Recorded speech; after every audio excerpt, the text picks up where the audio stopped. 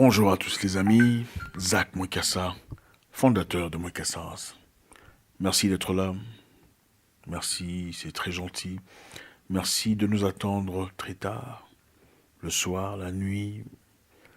Je sais, quelquefois, nous ne sommes pas toujours là avec vous, et ce n'est pas génial du tout.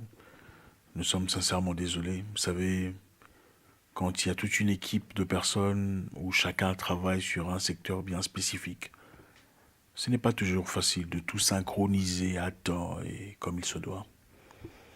Nous sommes alors sincèrement désolés pour ça.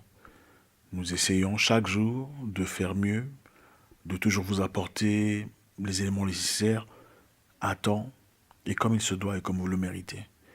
Merci de faire partie de notre communauté. Merci infiniment. Merci à tous ceux qui nous suivent depuis longtemps. Vous êtes très appréciés.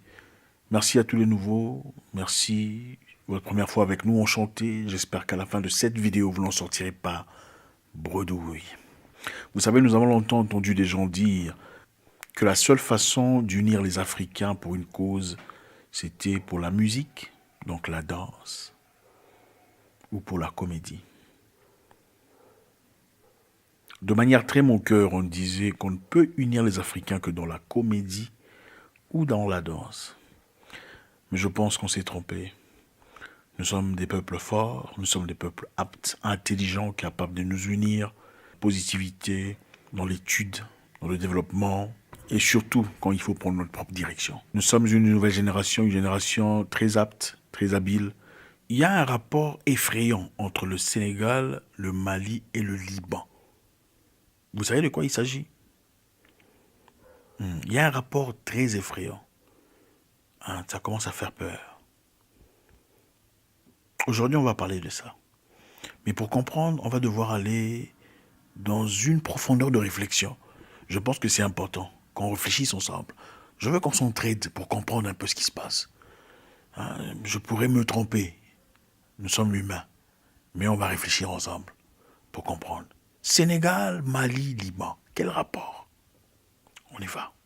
Aujourd'hui, je voudrais vous rappeler que quelqu'un d'intelligent disait « Pour assujettir tout un peuple, il suffit, après avoir tué les parents, c'est-à-dire les adultes, prendre les plus jeunes et leur raconter des histoires, leur disant « Vos parents étaient géniaux, mais voilà, ils avaient des incompétences, des insécurités. Nous sommes là pour vous apporter la positivité, la santé, la force, une direction, de l'espoir. Nous pouvons travailler avec vous, vous pouvez nous faire confiance. Sinon, on vous aurait abattu depuis le jeune âge. Mais regardez, nous sommes là. » Et très généralement, même dans un but très négatif, dans un but nocif, obscur, opaque, on peut diriger toute une nation vers une direction inconnue, effaçant ainsi leur histoire, leur concept et leur direction et leur destin, leur destinée. L'être humain, généralement, trouve un moyen de réinitialiser le système, contrairement à beaucoup d'autres choses. C'est-à-dire, quand vous placez un humain tout seul, trop longtemps, il commence à se poser des questions. Pourquoi je suis dans le désert? Qu'est-ce que je fous ici? Mais il fait chaud, il y a des moustiques. Pourquoi ne suis-je pas quelque part ailleurs, où il fait plus frais? Même si j'ai été apporté ici aveuglement. D'abord, qui m'a emmené ici à l'aveuglette? C'est ce qui se passe naturellement dans la tête de l'humain et dans tous ses organes.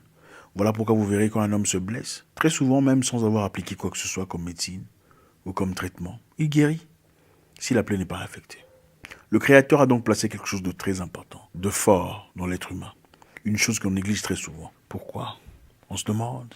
Pourquoi on se demande, faut-il aller à la banque pour demander de l'argent, pour se faire une vie, pour pouvoir construire une maison ou une entreprise? Pourquoi il m'a été-il imposé des conditions de taxes pour le travail que j'ai fait, le travail effectué par la chaleur de ma sueur? On commence à se poser des questions. Pourquoi il faut aller à la Banque mondiale pour demander de l'argent? Nous commençons progressivement à nous poser des questions. Comme je le disais précédemment, en rapport avec le système de l'être humain. L'être humain, naturellement, trouve toujours un moyen de réinitialiser le système. Le système est réinitialisé. On commence à se poser des questions pertinentes, des questions qui dérangent. Peut-être que vous ne le savez pas, mais le peuple africain est en train de se réveiller. Le peuple africain est en train de se réveiller dans un monde où il faut un visa pour aller au Gabon, un visa pour aller au Cameroun, un visa pour aller en Afrique du Sud, ou essentiellement un passeport pour aller au Congo, Kinshasa, Brazzaville, Nigeria, ou partout ailleurs. Pourquoi? Pourquoi on a besoin d'un bout de papier pour faire tout ça? On se réveille dans un monde où il faut payer le taxe. À qui? Par rapport à quoi? Pour un travail effectué à la douleur et la chaleur de ma sueur donnée à quelqu'un. L'être humain commence à se poser des questions. Et ça dérange. Notre combat n'est pas contre les Blancs, en général. Parce que beaucoup des Blancs en Europe, aux États-Unis, sont esclaves et vivent les mêmes difficultés que nous. Les mêmes problèmes, ils sont assujettis, asservis par les mêmes groupes de personnes qui dirigent le monde. Ceux-là sont ceux qui veulent nous voir périr. Ils placent des marionnettes dans nos pays pour continuer à nous asservir. Aujourd'hui, on a des nouvelles très intéressantes. Vous savez, au Liban, il y a quelque temps, vous êtes très bien informés, il y a eu une explosion de manière très intéressante et surprenante qui a transformé radicalement la vie de beaucoup de personnes et l'économie d'un pays déjà à terre, ou presque. Le Liban traverse un moment très difficile.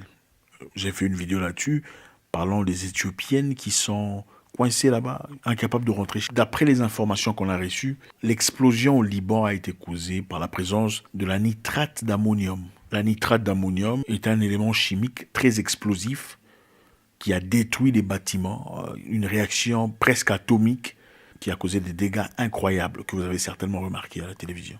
Et cela a ainsi changé la vie de beaucoup de Libanais. Je veux vous rappeler que le Liban était un pays qui s'opposait farouchement à beaucoup de choses de l'Occident, très récemment. Le Liban a été condamné à maintes reprises par des forces étrangères que je ne citerai pas. Vous savez, il y a un groupe de personnes qu'on ne cite pas. Ceux-là, quand tu cites leur nom, tu deviens l'ennemi de tout le monde.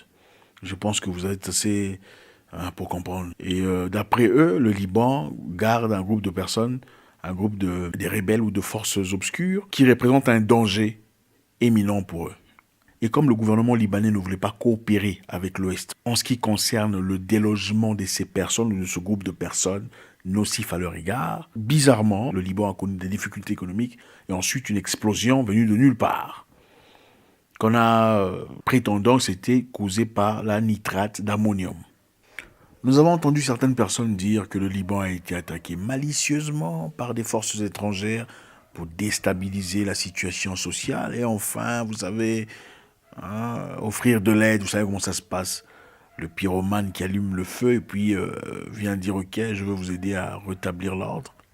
Bon, ici, dans une réalité très choquante et très effrayante, on a découvert dans le port de Dakar 2700 tonnes de nitrate d'ammonium. La nitrate d'ammonium, je vous rappelle, c'est ce qui a fait exploser le Liban, d'après les experts. 2700 tonnes de nitrate d'ammonium, un peu plus que ce qu'il y avait à Beyrouth. Ça fait quoi là-bas? D'après les autorités au Sénégal, cette nitrate d'ammonium est une commande censée ou destinée au Mali. Destinée pour le Mali. Et 350 tonnes ont déjà été livrées au Mali. Et le reste se trouve toujours à Dakar.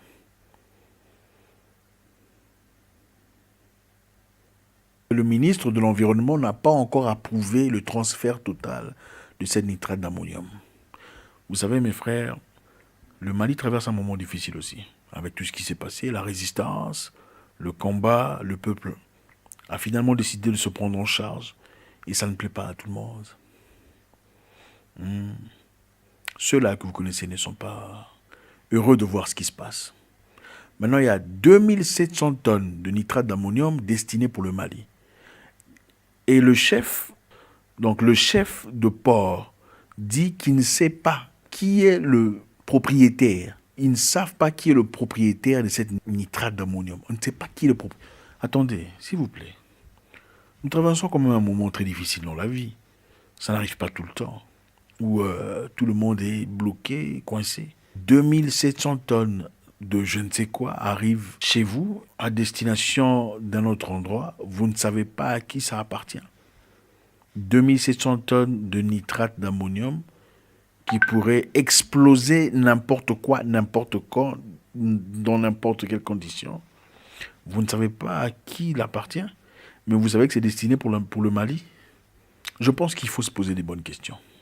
Je pense qu'il est important que nous soyons informés pour que nous comprenions. Vous savez, le combat n'est pas toujours ouvert, évident. C'est ça le problème de l'Africain. L'Africain pense que le combat, c'est toujours quand quelqu'un vient devant toi pour... Non, non, non. Il y a des combats subtils, des combats lents, très doux, où on sait comment on va te faire tomber avec le temps. Le Mali a lutté. Les Maliens luttent. Vous le savez, mes frères. Ils ont été mis à l'écart par le reste des pays que vous connaissez. Et aujourd'hui, on veut transférer 2700 tonnes de nitrate d'ammonium au Mali. Pour aller faire quoi? Pour aller faire quoi? Je pense qu'il est temps qu'on ouvre les yeux. En attendant pas seulement que ce soit quelqu'un comme moi ou une autre personne qui me ressemble, qui en parle. Sensibiliser les autres. Parlez-en. Parce que si moi je ne suis pas là, ou d'autres personnes ne sont pas là, il faudrait avoir des gens qui peuvent continuer à faire ça. Pas seulement consommer, mais aussi partager. Nous vivons dans un monde bizarre, où certains de nos propres frères nous vendent pour leurs intérêts personnels. Mais je sais que nous sommes nombreux. Nombreux, nous sommes ceux qui se battent pour la bonne cause. Et sommes prêts à nous unir et à travailler en collaboration pour retrouver l'intégrité de nos terres et relever la tête longtemps courbée. Nitrate d'ammonium au Mali, pourquoi? C'est pour faire quoi en ce moment compliqué?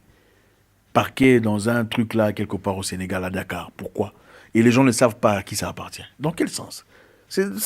Attendez un peu. Dites-moi ce que vous pensez. Peut-être que, je ne sais pas, votre avis serait différent. Nous sommes curieux de le savoir.